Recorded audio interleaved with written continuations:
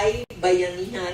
So it's a civil society network engaging Bayanihan, because Bayanihan is this so-called internal peace and security plan of our military and police. But of course, when the military and police say peace and security, they may mean something a little different, no? But so there's a civil society network that engages them and meets with them every quarter. So there's that kind of thing. And in Afghanistan?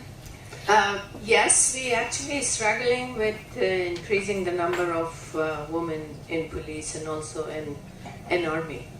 Because one of the problem was that we had all the male army or male police who were going for the house search, and it is very, very sensitive.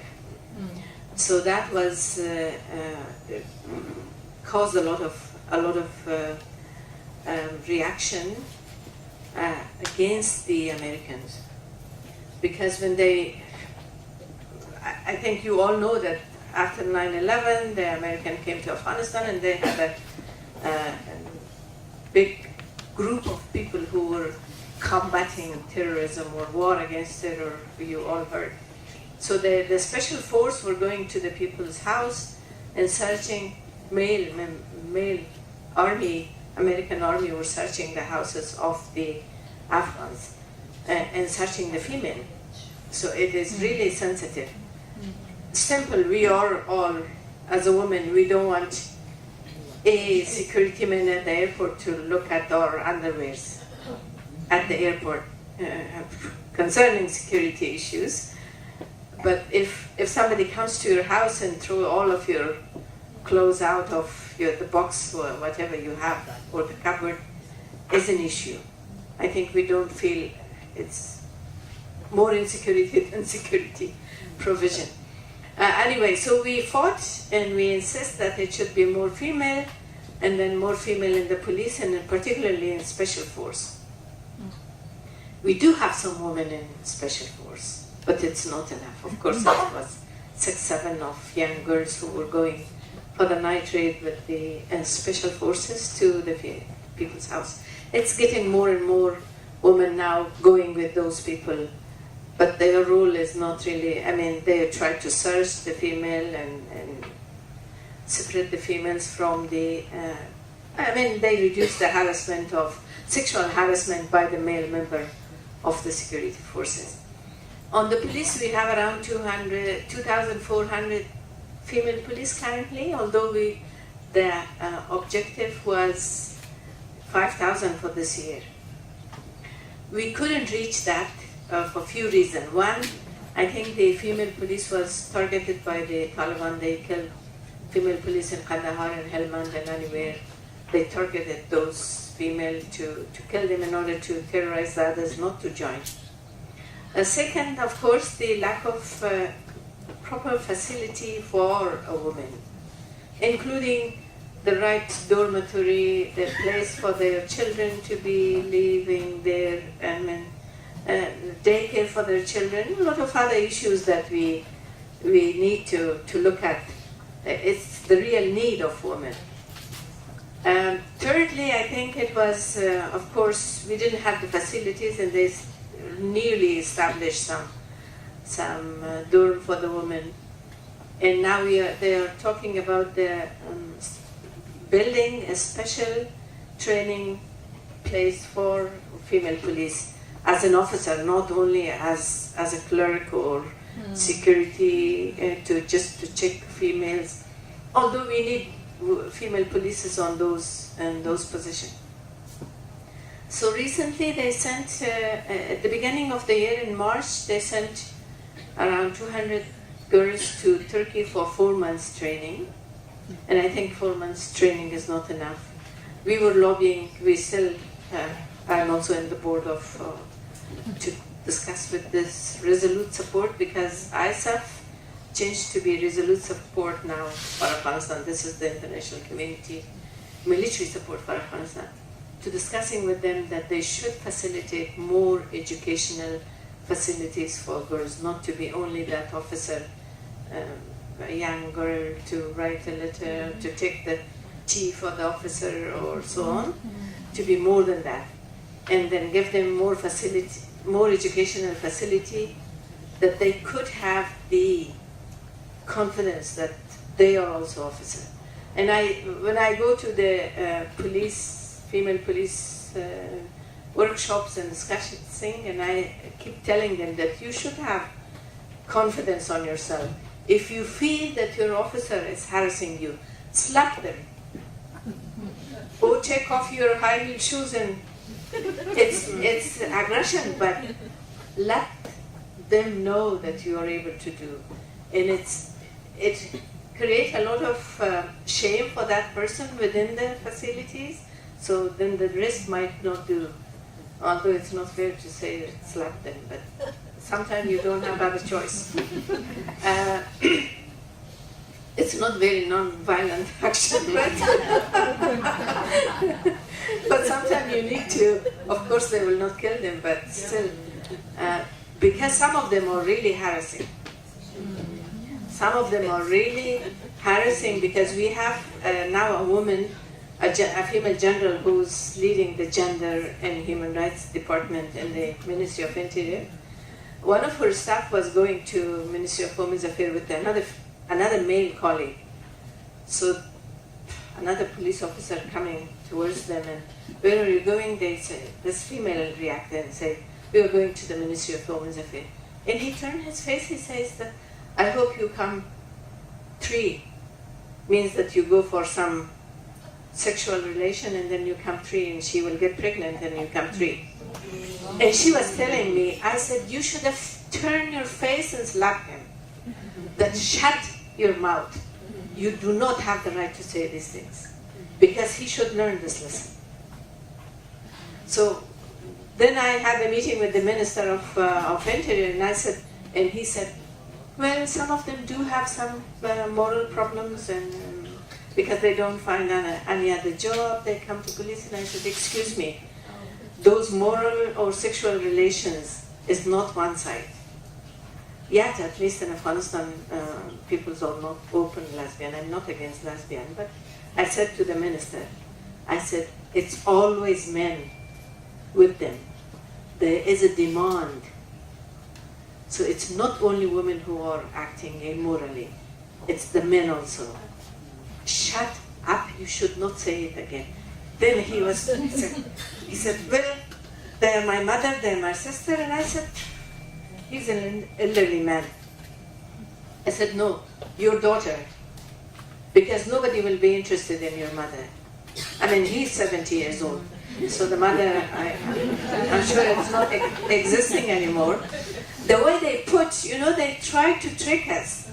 They are like my mother and my sister, and I said, no, it's like your daughters, because your sister might be 68 to 70 something.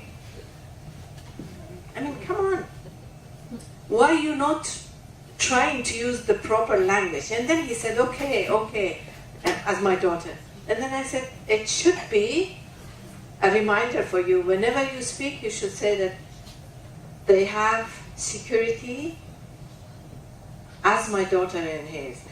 They have protection as my daughter. So we have a long way to go, but we are still somewhere at the beginning with some steps. But I try to see the glass half full rather than half empty. We have no choice. Thank you.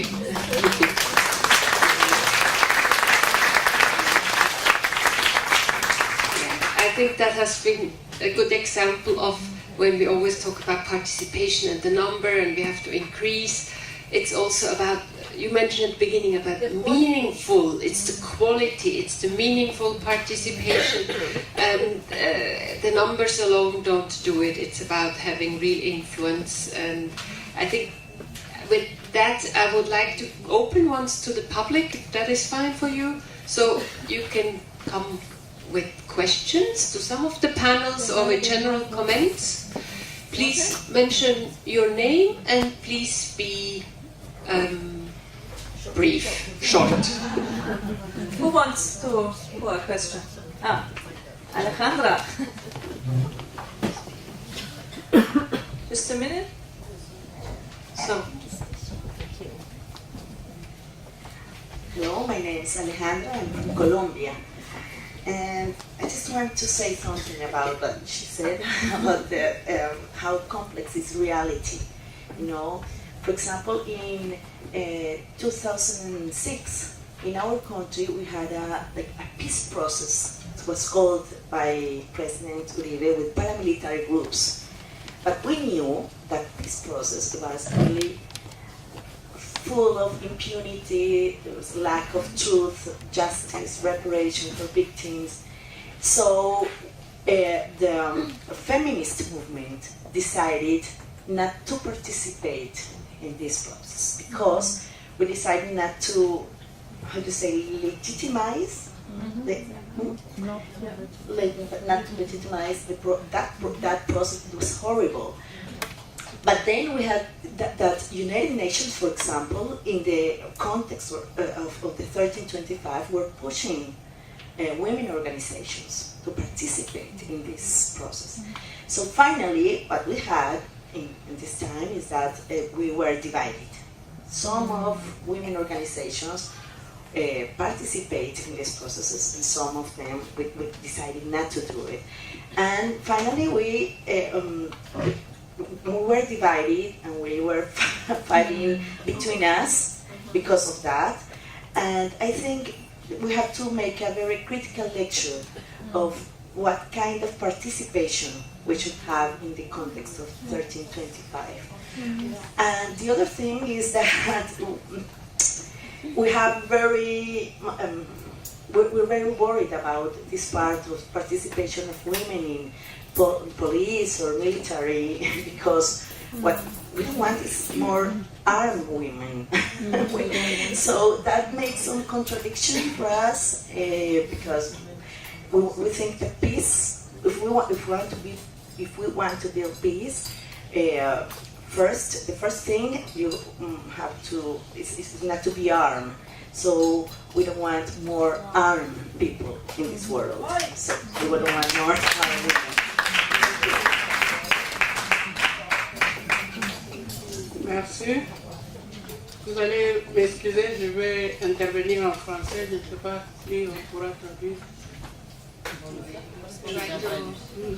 we will try to, on va essayer de traduire. Si vous ne parlez pas trop vite et pas trop long. Oui, c'est ça. J'ai beaucoup apprécié tous les 4 panélistes qui ont expliqué comment ils ont mis en place et implémenté la 1325 dans les différents pays. Mais je n'ai pas entendu un accent sur la question de la participation des femmes au processus électoral. Bon. Or, actuellement, surtout chez nous dans les pays africains, c'est devenu un problème vraiment crucial, la participation des femmes dans le processus électoral. On a mené des campagnes pour que les femmes puissent participer à la prise de décision, mais quand arrivent les élections, on voit vraiment que le taux de participation des femmes est toujours trop bas par rapport aux efforts que nous fournissons pour sensibiliser les femmes, pour amener les femmes à la participation. Je n'ai pas entendu cette question être évoquée. Est-ce que ça ne concerne pas nos différents panélistes? Je parle des Philippines, Afghanistan. Est-ce que ce n'est pas une question qui se pose aussi dans leurs différents pays? Merci. Merci beaucoup. So the question was about experiences in electoral processes, because you brought all those experiences with peace parties in peace processes, but afterwards in election, that they have this experience in Africa, that there is still big difficulty how women get involved with meaningful participation in that. Would you join I take the last question and then we go back to the panel. Huh? Merci bien. Je crois que En français, oui. on va parler en français parce que nous avons mené un exercice avec l'appui de ceux qui nous ont traduit. Un exercice laborieux pour vraiment partager quelque chose que nous avons appris. Moi, je viens du Mali. Et je me suis sentie concernée par presque toutes les communications qui ont été faites. Femmes, participation aux négociations de paix, parce que nous sommes dans le processus. J'avoue que nous venons de signer un accord. Ça n'a pas été facile du tout pour que les femmes soient autour de la table. Un combat laborieux. Et finalement, nous avons même forcé les portes à un certain moment. Et je pense que la participation des femmes dans la gestion des négociations de paix est une nécessité parce qu'elles ont une autre vision sociale de la gestion des crises. Et cela est très important, on en a besoin. Et je profite d'ailleurs pour remercier le gouvernement suisse parce que je fais partie des 4 femmes qui ont été soutenues par le gouvernement suisse pour être à Alger. Et cela nous a beaucoup apporté à changer certaines choses. Maintenant, les problèmes terrorisme, intégrisme religieux, je pense, sont très liés en termes d'insécurité pour la femme et aussi pour des questions de justice. Nous, dans notre pays, l'extrémisme religieux nous a créé énormément de problèmes. Moi, je suis des régions du Nord, je suis de Gao. C'est là que des filles ont été violées. Des filles de 9 ans ont été violées au nom de l'islam. 10, 20 femmes ont marié une seule femme. Je n'ai jamais vu ça. Je me suis posé la question à un moment. Et au nom de ce même islam, aujourd'hui, le code de la loi sur le quota est bloqué au niveau du Parlement. Et je veux vous dire, nous avons créé une plateforme des femmes leaders. Et quand nous avons rencontré l'Union nationale des femmes musulmanes du Mali, je suis musulmane, pratiquante et croyante. Quand on est sorti, on a rencontré un député qui était venu remettre un chèque blanc à cette association des femmes pour leur dire refusez que le code, la loi sur la femme, et vous mettez ce que vous voulez. Juste pour empêcher ce que le code. Et l'argument est clair. On a dit amenez-nous le Coran, parce que nous lisons le Coran aussi pour nous dire où est-ce que dans le Coran c'est écrit que la femme ne doit pas être dans les instances de prise de décision. C'est ça, il faut aussi connaître sa religion pour ne pas avoir des problèmes. Là, ils nous ont dit oui, les femmes peuvent être députées, ils peuvent être maires, mais pas présidents. Nous avons dit quelque part dans le Coran, la reine Balkis a été mariée à un prophète. Ça veut dire que les ouvertures sont faites. Mais seulement nous avons compris que les députés ne veulent pas que les femmes soient, le quota soit là. Parce que si le quota est là, aux élections prochaines, très peu de députés allaient venir. Et la religion a été mise devant pour terroriser la femme du monde.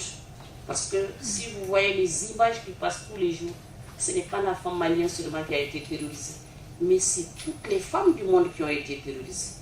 Quand ils sont descendus dans ma région, nous avons vu des hommes de toutes les communautés, de tous les coins du globe, martyriser la femme malienne au nom de l'islam. Donc c'est un danger permanent qui fait que les femmes doivent se mettre ensemble. Maintenant, la question de la participation des femmes dans les instances de sécurité, nous avons franchi un pas grâce à la 1325. En 2008, nous avons fait un plaidoyer à l'endroit du chef d'état-major général des armées. Nous avons eu 40 femmes dans la garde républicaine. Ça, c'est des postes réservés spécialement aux hommes. Ils refusaient que les femmes soient là, parce que c'est des forces d'élite. La garde républicaine et la gendarmerie. Et quand les forces devaient aller au Congo, la gendarmerie nous a dit clairement oui, aucune femme n'ira. Nous avons fait le plaidoyer à l'endroit du Canada qui soutenait pour dire si les femmes ne partent pas, ne soutenez pas la gendarmerie malienne pour être au Congo. Et le Canada nous a suivis. Cette année-là, les gendarmes maliens ne sont pas allés au Canada dans des opérations de maintien de la paix qui sont des sources de revenus, qui rapportent beaucoup parce que c'est vraiment trop dangereux. Et aujourd'hui, on est à ce niveau. Je pense que la 1325 est un instrument que nous devons avoir ensemble et dans les pays qui ne sont pas en conflit, et dans les pays en conflit, pour mettre la femme et le monde en sécurité. Merci. Merci beaucoup. Thank you.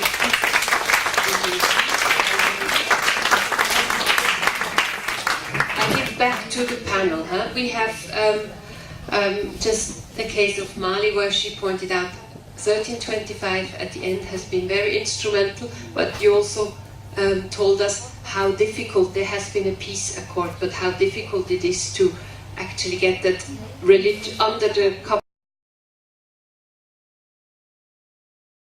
of religion. A lot of resistance has been done, so the peace accord doesn't say anything. It's about how can we make it into reality.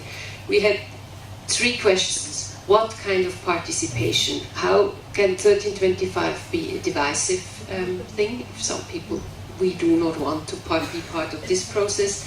We have the question, how can we promote participation in electoral process, which usually follow a peace accord? And how the situation of Mali, what does it mean in violent religious extremism and on the fierce resistance that can happen? So please, feedbacks from them. Thank you very much.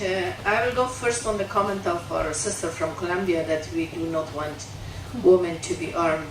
But we do not have choice. When women are face violence at home, when they go to the police station and complain, if there's a man, they will face another harassment. So female might facilitate. The second question from our sister from Africa, yes, I think the political participation is not an easy task. It requires a comprehensive approach. And I think that should be part of the education. We face the same problem in Afghanistan because we try to promote more women. In some part, women really participate on the election, but in some part, men is coming with a list of female names, and they get the registration card and they vote on behalf of women. And the majority of women vote for the person when the husband or the father or the brother wants. But for us, because they never vote, I think even if they vote when their husband or brother is saying, it is a small step towards the emancipation or empowerment, and they go and I keep saying during the election that listen to your husband and brother, but vote to the one you want. So it's a difficult issue. But I think it's required a lot of social changes and a lot of advocacy and education to the people about their participation on election. They should believe that their vote is important. It will be counted. On the Mali, I think we are more extreme than Mali, I have to say.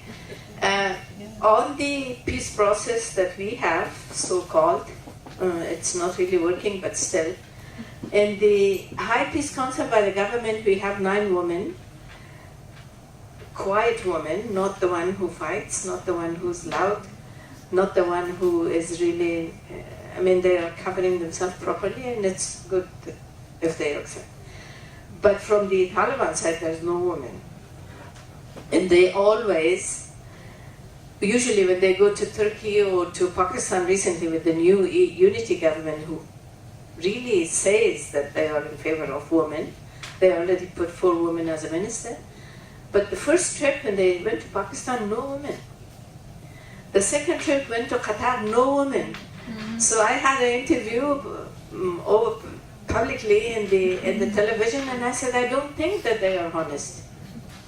Because they talk of women, but practically they don't take any women. So that when they went first to Turkey or to Pakistan or to Qatar, they sent the women to go in shopping, and then they discussed the serious issues. And unfortunately, they do the thing. But I think it requires, it doesn't matter if we are not present in the table, in my view.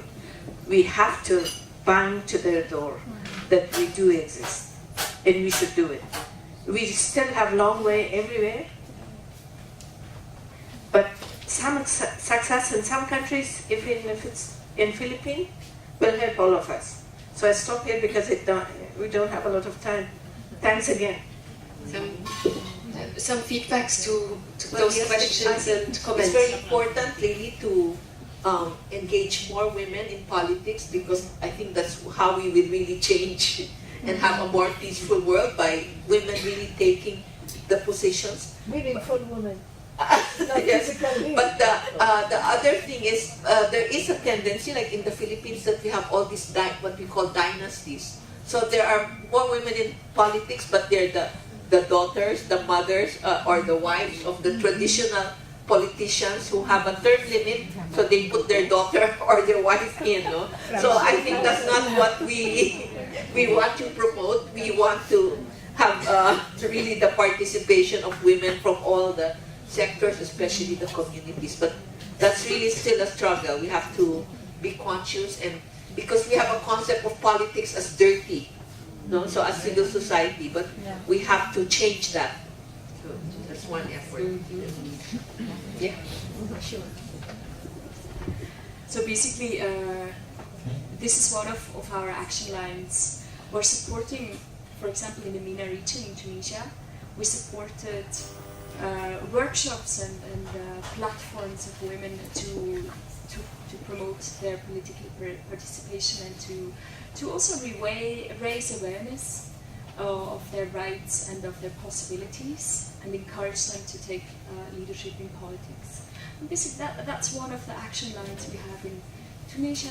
Was one of the places, across actually the MENA region, because that's also to counter a tendency where we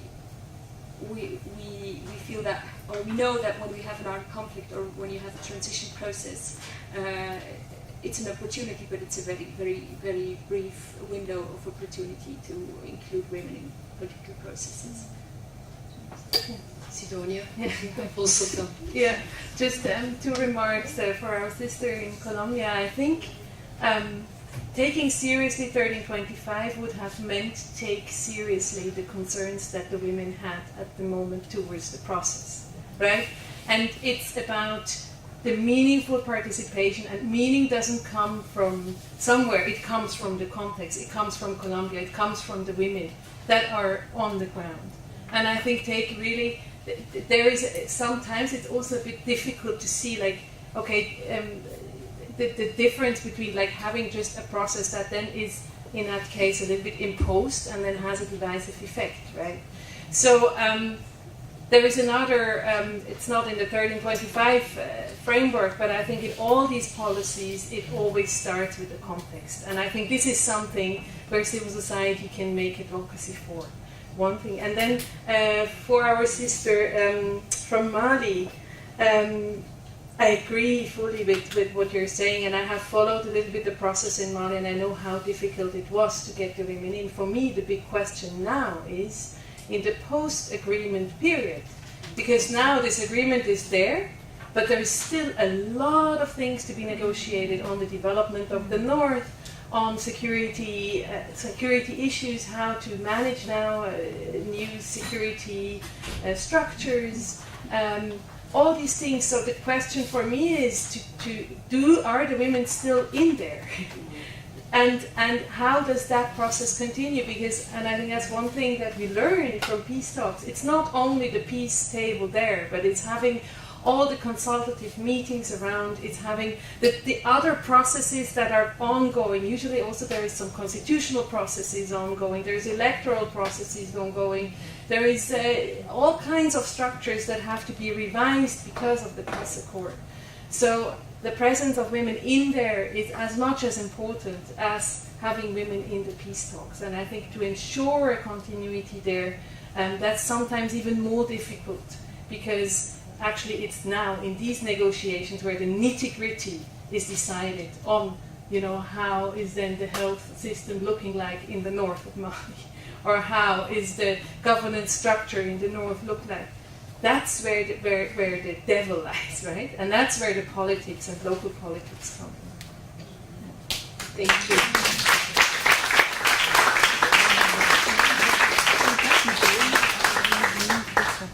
I think we have maybe time for one or two more questions or comments. Okay.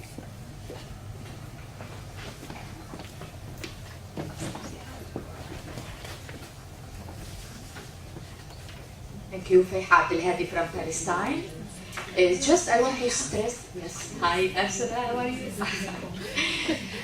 Long ago.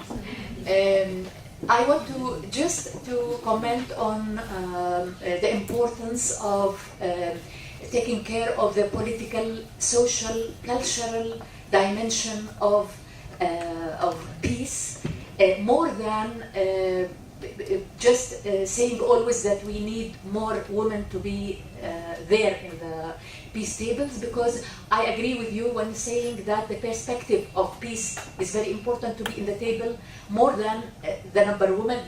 I don't, of course, undermine that it's very important to have more women, because I agree also with Karen when she said politics is a filthy word sometimes for people, and also peace in the areas of conflict like Palestine, sometimes when it is always connected with no peace, peace with no peace, nothing is going on with negotiations, nothing is going on with the peace process, we are going nowhere, we have no rights, nothing is happening, so peace will be nothing that they believe in. So it's very important to put our perspective to peace and say that when we say peace, when we are saying about a just peace. And when we say about the resolutions also, we have to stress on implementing resolutions, especially 1325, which always says that we have to protect people, women especially, in conflict. And we are not being protected. And now women soldiers in Israel, Israeli soldiers, women soldiers and women in police in Israel, they are not playing a nice, gentle role to us. No, they are playing the same role as men, the same role. They are just being violent to us, the same like military. So it's not in this regard. We need these concepts to be prevailed and to be in the grassroots and to redefine peace in order so we all of us will spread the culture of peace. Thank you. Thank you.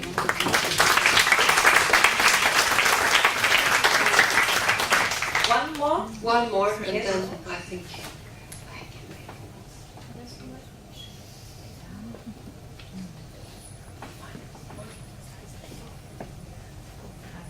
Mine is just really a contribution.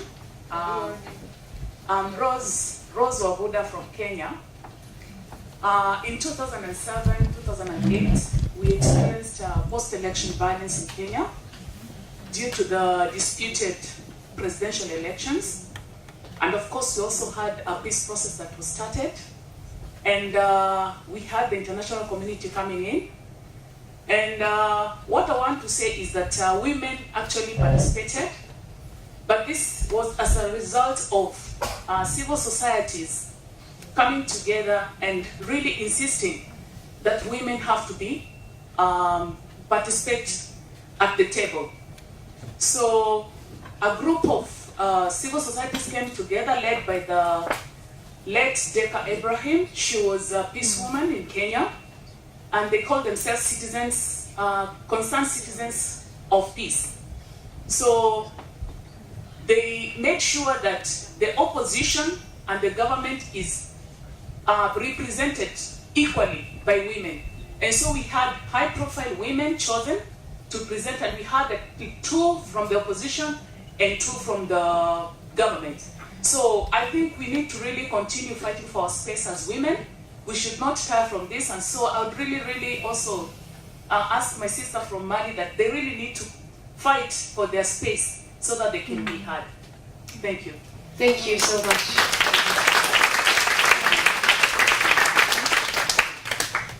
I think, thank you so much for these contributions.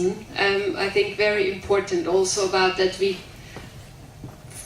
participation we still have to keep in mind what kind of peace we are actually talking. Maybe to finish or to close the panel, I just would like to give you the opportunity for a very brief final statement. What we have been talking 15 years, 1325. If we look again ahead 15 years, where do you hope that we will be with this?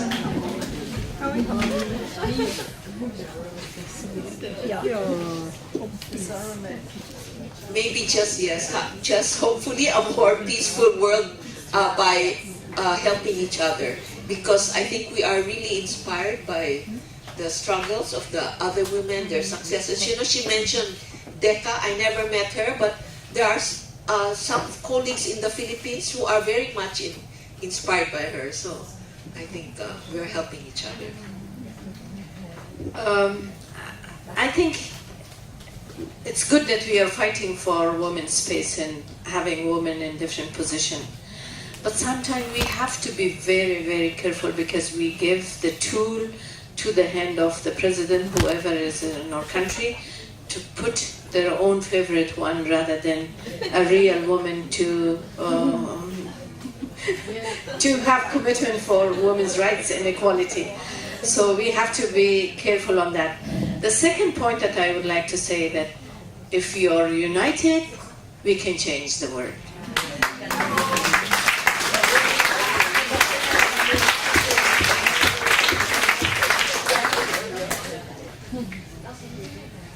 I think that 1325 is a perfect example for the need of cooperation and for the need of cooperation between governments, donor governments, receiving governments, but especially also civil society of all areas. So I think it's about complementarity, and it's about working together also across these possibly mentality differences and role differences, because that's how we will achieve our goals. I think also I just want to echo that. I think to work together and to use also the networks. And I'm just realizing, I just said to Carmela, I mean, it's great to have all of you here in the room with so much experience. I mean, it's just incredible what kind of learnings and experience we all together bring together. And I think maybe in the future, when you ask what do we wish for, I think we really have to build on this, and we have to continue building on that. And I think, and keep it up, and keep the courage, and just go for it. I think that's it. Yeah.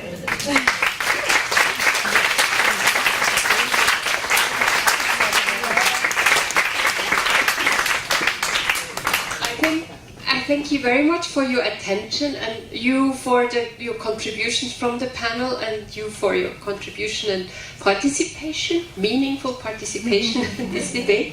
And I think we are now coming to have something to drink, no? It's the get-together part. Yes, some drinks and some presents for your contribution. And I had a counseling today at the chocolatier, and she said, would be good if you want something that is for everybody equal, and that they can take also at the plane. So I have to, first of all, thank you very much, Karen. Sima, for you. Thank you for your contribution. And now I come to the Swiss part. Maybe it's a little boring, maybe you already know it. Thank you also for Amela, thank you. And also Sidonia. And as we are having our anniversary, we should also applaud all the women who are in the room, because we have a lot to share. We have a lot. We fought a lot. We will go on fighting. So let's just one more time applaud for the network for peace across the globe.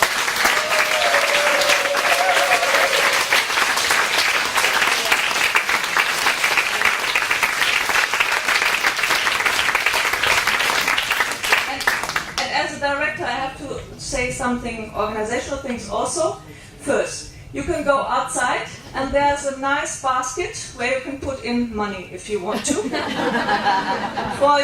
for your kind contribution if you want to. No?